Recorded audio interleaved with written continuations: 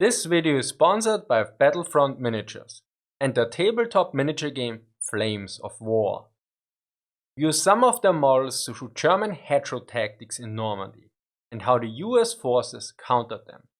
More on their 2-player starter sets and late war army deals at the end of the video. On the 6th of June 1944, US, British and Canadian forces landed at the Normandy beaches. Although there was fierce fighting on Ohama Beach, which took until the late day, for the most part the landings had less losses than expected.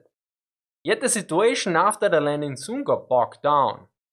Planners within Supreme Headquarters, Allied Expeditionary Force, thought that by 20th of June, that is D-Day plus 14 days, First Army would be far inland, occupying the line Saint-Lô-Chaumont.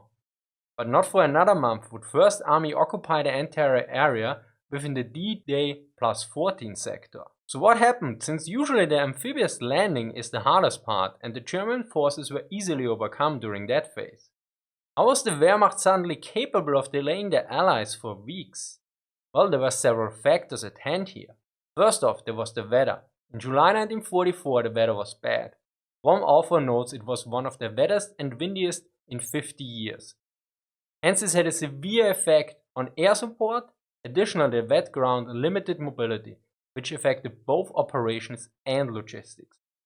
Second, since US forces focused on taking Cherbourg first, this gave the Germans 2 weeks to lick their wounds, bring reinforcements and organize a coherent defense.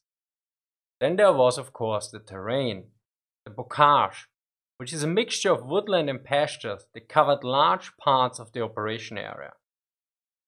And as you can see, it was far more common in the American than in the British sector.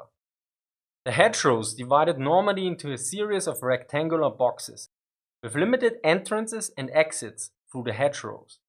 The Germans established strong defensive positions and utilized snipers to increase the number of enemy casualties.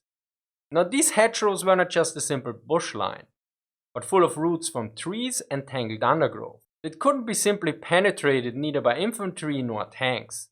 Of course, there were openings for people and animals to move in and out, but those were known beforehand and thus during combat turned into fatal funnels.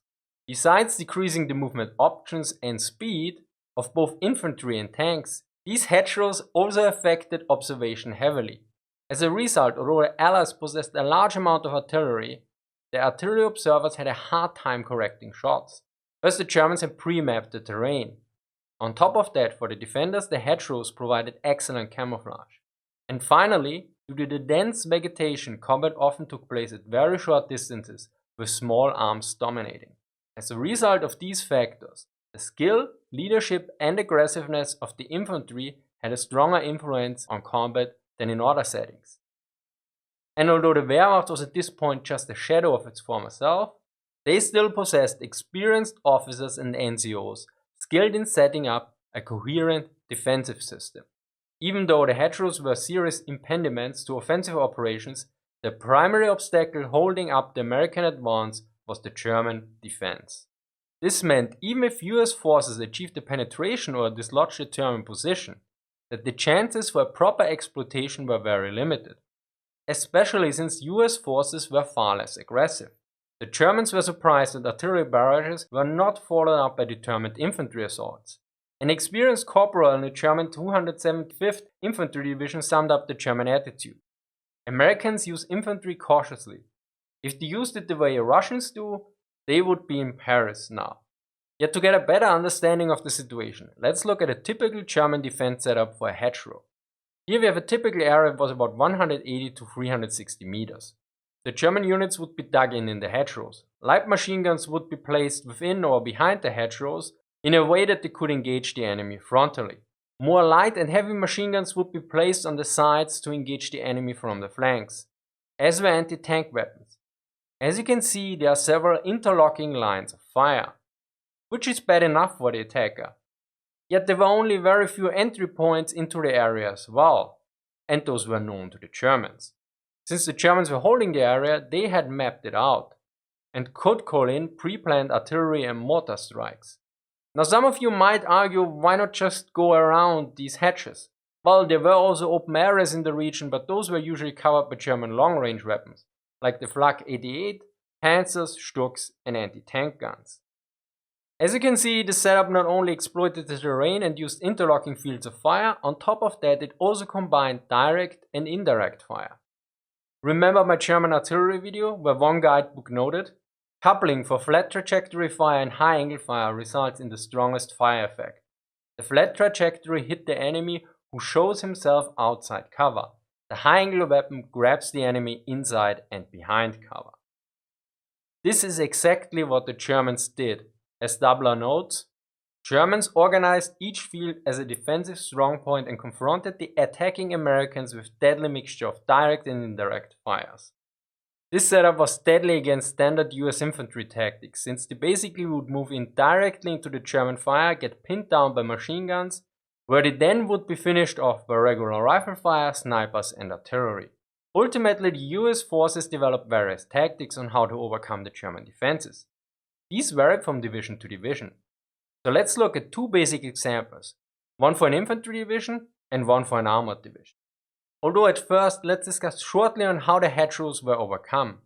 This was a process that involved several different attempts, and I assume that many of you know of the Sherman Dozer or the Sherman Rhino. Yet those are the most well-known examples. What is less known is that there were also Shermans equipped with pipes. They were the result of approaches to use demolition charges to blast through the hedges. The pipes were used to quickly create holes within the hedges that would increase the effectiveness of the charge without digging around. So let's look at the hedgerow tactics of the 29th Infantry Division. This variant involves a single squad of riflemen reinforced with a light machine gun, a Sherman tank, engineers, and a 60mm mortar team. At the beginning, the Sherman equipped with a pipe device rams into the hedgerow and lays down suppressive fire. Sherman first fired a white phosphorus round into the corners of the opposite hedgerow to eliminate German heavy machine gun positions. This was followed by systematically firing into the hedgerow line to suppress the enemy positions.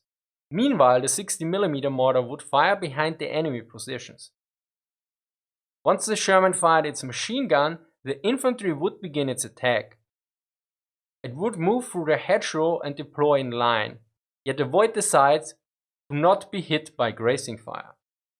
As the infantry was close enough, they would start throwing grenades at suspected German positions, while the Shermans would back off, thus allowing the engineers to place the demolition charges into the holes created by the pipe device.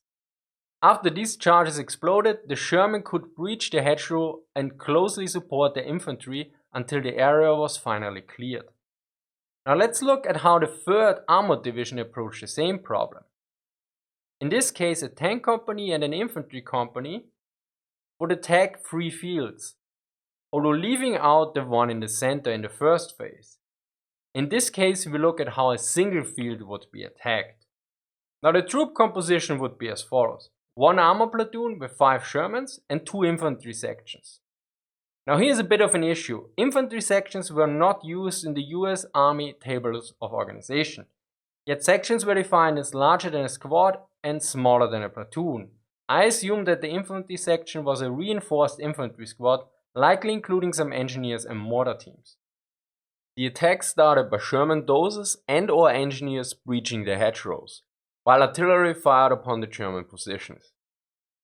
On each side, a tank section moved forward slowly enough that the infantry could provide local security.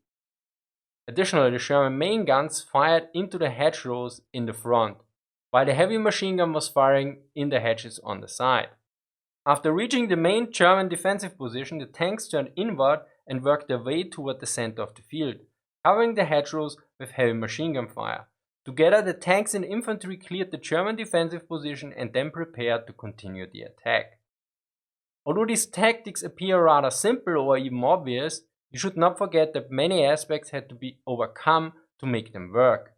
For instance, tank-infantry coordination was not a given. This is probably best expressed by this episode from early July 1944. At least one infantry commander threatened to shoot an armor officer for failing to support an attack, and one tank commander threatened to gun down infantrymen who provided inadequate local security for his vehicle. Which brings me to the final point. Likely some hindsight warrior in the comment section will point out that the Allies should have prepared for the Bocage area. since those hedgerows were known very well. And at first glance such a point sounds reasonable, yet looking closer at the situation at hand, it becomes apparent that although it was clearly an oversight, it would have likely fallen victim to prioritization anyway. Because before their allies landed in Normandy, the first and foremost priority was to establish a beachhead. As such, a majority of the training and preparations focused on the amphibious assault. And for a very good reason, since it does not matter if your troops are the best hedgerow warriors that ever walked the earth, when they are laying in a pool of blood on the Normandy beaches. Now to the sponsor of this video, Flames of War. Flames of War is a tabletop miniature wargame, which comes with proper rule sets and great looking models. Note that the models in this video were already painted, new ones are not. For the 75-year D-Day anniversary, Flames of War is releasing a special starter set called Hit the Beach, which not only includes 8 Germans and a platoon of paratroopers, but also Panzergrenadiere, anti-tank guns and Panzer IVs. Additionally, it contains a complete rulebook, a starter guide, unit cards, dice, and a V1 terrain model. And if you think that those Shermans are undergunned, maybe try the British set, which includes a Sherman Firefly, 25-pounders artillery, and of course Bren guns. Alternatively, if you need more space to maneuver, there's also a Soviet starter set with plenty of T-34s, KV-1, Katyushas and the usual suspects, which are best countered with the Panzerkampfgruppe with 2 legendary kitties, 3 Sturmgeschütze, 2 Flags, 4 half-tracks and a Panzergrenadier platoon. Big thank you here to Flames of War for sponsoring this episode, be sure to check out the link in the description. Special thanks to Jack and Roman for supporting me with books, and Torvald for helping me out with US Army terminology. As always, sources are linked in the description. Thank you for watching and see you next time.